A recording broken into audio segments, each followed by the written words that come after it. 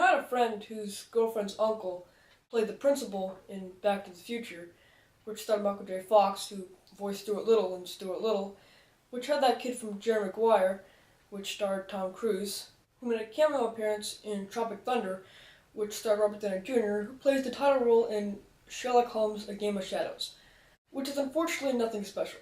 There's a new bad guy in town, Professor Moriarty, who's equally as smart as Holmes. Various people are murdered, and Holmes believes that Moriarty is behind it. So Holmes, along with his partner Mr. Watson, once again played by Jude Law, start investigating. They trace clues to this club, and this is where Holmes meets a fortune teller named Sim, who agrees to help him. Now there's a scene where Watson and Mary, his new wife, are on a train to the honeymoon.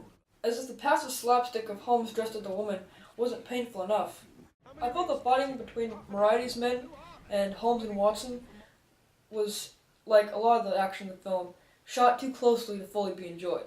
It got kind of slow throughout the film, and about halfway through, I just lost interest entirely. Watching it, I felt the same way as I did watching a couple other movies. It got boring and hard to follow, much like The Golden Compass did. Then like Iron Man 2, which ironically also starred Robert Downey Jr., I'm watching it and I'm saying, this should be so much better. Now I understand they're using slow motion as a way for Holmes to explain stuff, but I thought it was used unnecessarily at some parts. Now while Sherlock Holmes is one of the original characters that made the mystery murder genre popular, since then we've had such an endless amount of similar characters and stories that by the time we get to now, most of the story here isn't anything we haven't seen before. And as was a problem with me for the first film, they rely too much on action rather than Holmes's wits. On the positive side, Robert Downey Jr. as always dominates any role he gets to the best of his ability. At this moment, are you as happy as you would be on your honeymoon in Brighton? I'm not going to grace that question with an answer. Are you happy? Are we here for another reason? I think we are. Okay. Should we get on with It's it? a simple question. Are we going to do something? Wait here for them to come back round. What time is it? 3:15. Over there in the residential part of the complex should be a telegraph office.